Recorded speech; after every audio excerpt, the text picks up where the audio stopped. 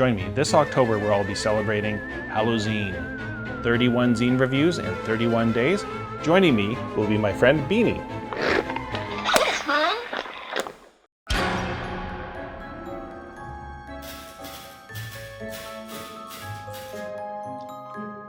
Welcome to another edition of Halloween. Once again, we are joined by Beanie. Beanie, how are you doing today?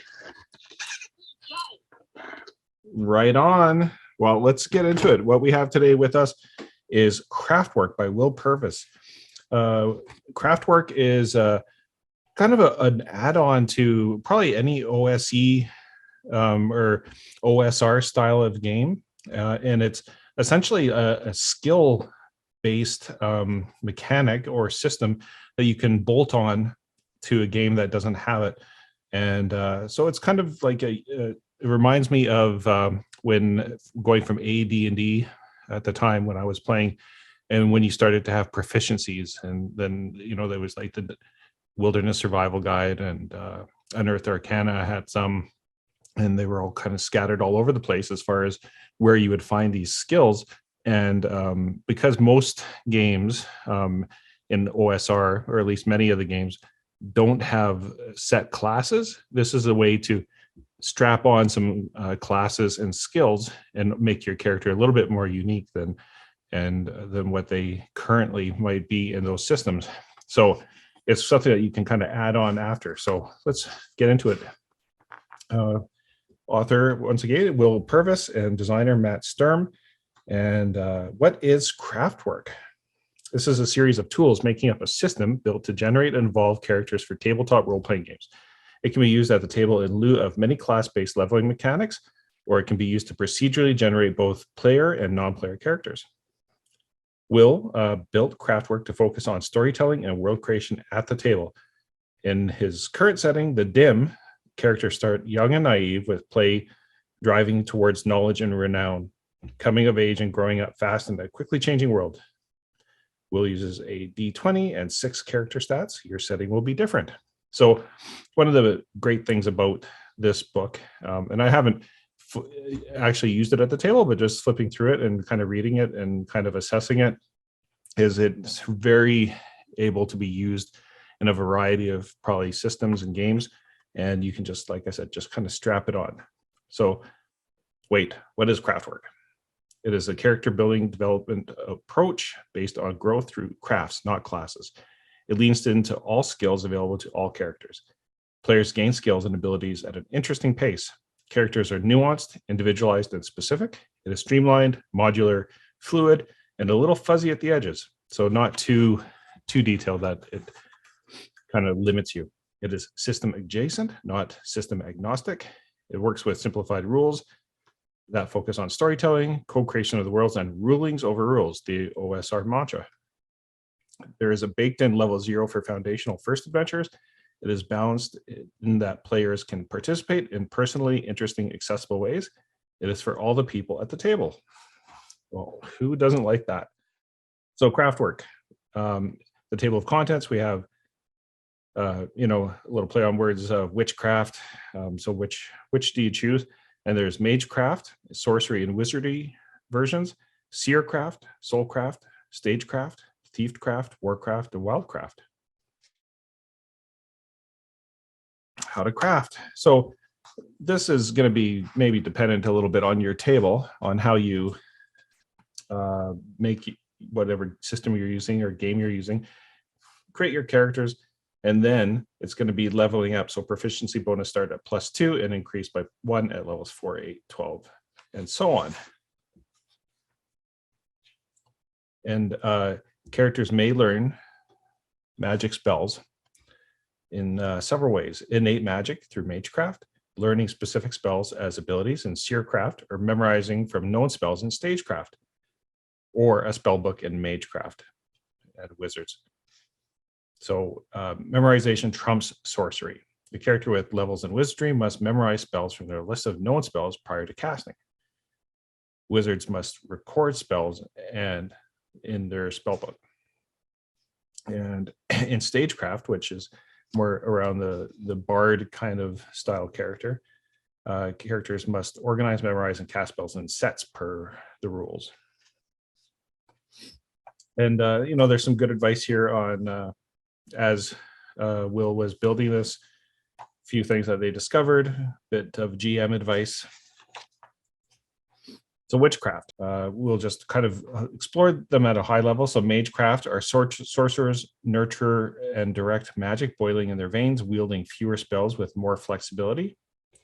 MageCraft Wizardry is wizards amass vast troves of power in their spellbooks, channel the power of the written word and language, and use sigils to bend reality. Seercraft are shamans, priests, mystics, wild spirits, creatures who are attuned to place from the substance of soil to the cloud on their horizon. They curate the small corners of magic, peer into the future, and speak with the dead. Soulcraft, these would be your typical clerics and priests, devotion to the divine. Stagecraft, as mentioned earlier, they're entertainers of all stripes. These are your bard type characters. And then ThiefCraft, typical thievery that you would find. Warcraft for fighters.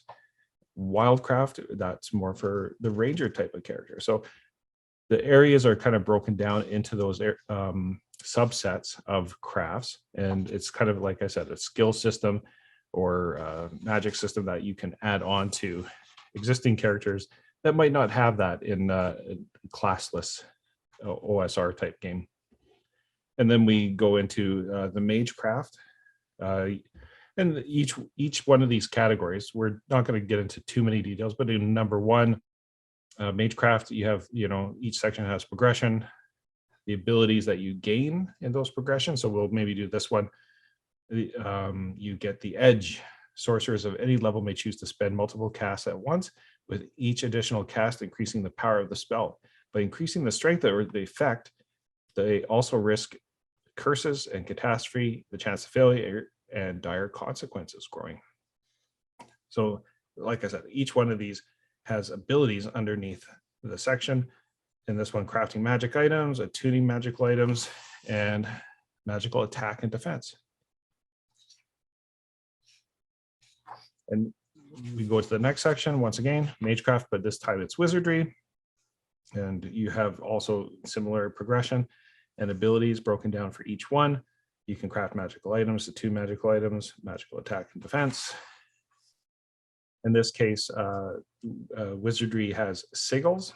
So most spells may be cast as a written sigil. A sigil takes time to inscribe. So each one of these is like a unique element that you can bring to your table on your character to differentiate them. Seercraft, as we mentioned, it's like charm weaving, third eye, future seeing. And they have circles as one of their abilities. A new circle is entered into as a novice, and then may deepen and initiate, and then elder when available in that order. Soulcraft, and these are, as we mentioned, kind of cleric-esque characters, priest characters. And it goes into the detail of their roles and to their divination, dedication, devotion, what they can do, blessings, miracles, holy powers. I just love this old assuming that it could be Creative Commons art, historical art. Stagecraft, and these are your bards, and each one of these bards have a shtick, and you can add a shtick at each level, or advance, or practice, or start a new practice. So here's some shticks. Let's just go through some of them. A stagehand, choose an ally to get an advantage on their next action. Nothing in my hands, immediately hide an item on self or nearby. Misdirection, encore. A volunteer from the audience, select a target moves closer. Headliner, immediately move to the top of the initiative order. Curtain call, all members of the party heal at modest amount. Bring down the house. After a successful character action, all foes have disadvantage on their next roll this round. Grand finale, all party members have advantage on their next actions as long as they are similar to the performer's most recent action. Intermission, time stop. Take an offensive action. or sorry, taken a non-offensive action. Stage door, gain surprise on your next action. Dressing room, gain advantage on your next charisma roll. Fourth wall, give 1d6 to the GM to modify a roll as negative or a positive. Sold out, no more creatures may join the combat for any number of turns. Rounds equals to the proficiency. Extra ticket, switch location with a nearby party member. Warm up after a successful action, give another party member advantage on their next action. Paparazzi, in the crowd, teleport a short distance and then hide. Stage presence, add charisma bonus to the next roll. My fame precedes me, gain meal, lodging assistance, etc. Missed cue, when an ally falls, when an ally fails a roll, they gain an additional action on their next turn. So lots of kind of fun shticks here. There's a D20 table if you wanted to roll one. And then practices, many otherwise practices that you could do: acrobatics, acting, animal training, comic or clown, dance, instrument, juggler, magician, MC or barker, oratory, poetry, pain performer, singer. So the bard character is very fleshed out. Similar, you would have for the thief, double. A thief may choose to double their proficiency bonus on a number of rolls per day equal to the proficiency. Cunning, the character may take a second action in combat. Reputation, and reputation specifics as far as your thievery reputation. And masters of the trade, there's like dirty tricks, like a rock, second story work. Very cool. So once again, if you have an OSR type game that doesn't have skills, this is certainly a good book to kind of just add them in and bolt it on, and shouldn't disrupt your game too much, because it just kind of takes your initial abilities and you can use the book and the craft, as we call them, as you see fit. And then we have Warcraft, your fighter, combat abilities, reckless, improved critical, second wind, defensive stance, headbutt, 2-weapon fighting. And you can have different fighting styles: berserk, brawl, duelist, peasant, mounted combat, archery, tactician, strategist, and you get different advantages through there. And the thing that I like about a lot of these is that they're not necessarily numeric in your advantage. It's your advantage. You get that, and it's more descriptive, and you can lean into that as part of the story. Mythic warrior abilities, and there's some cool ones in here: tattoos, spiritual guardian, mystic charge, action bonus, ghost weapons, elemental weapons.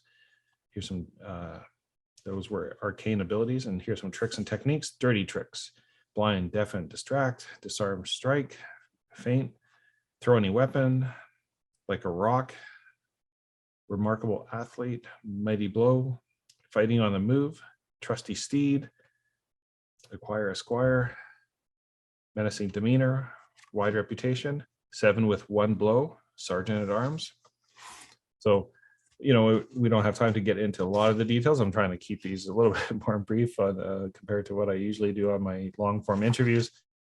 Wildcraft, this is more like the ranger type of character, and that is terrain tracking,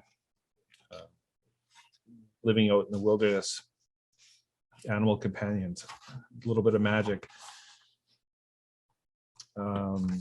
hyper cool abilities, hunting, trick shots, mystic shelter, vanish, tracking expert, friend of the wild,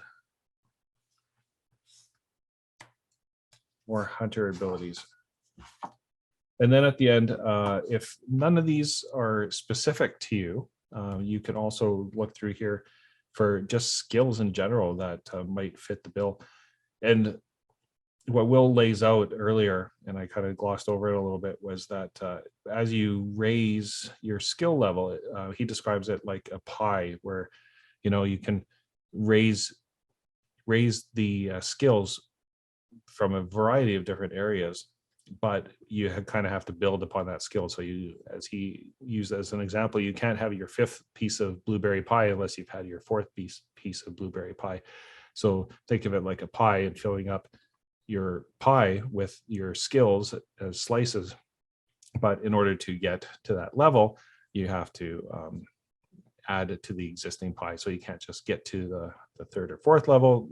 You need to expend those pies to get to that. So and here's some skills similar to that, where if none of those kind of fit, you can, there's armory, book learning, streetwise, a few just kind of generalistic acrobatics, athletics, vehicles, that kind of thing. So and then there's some animal companion guideline that you can choose if you want to have an animal companion.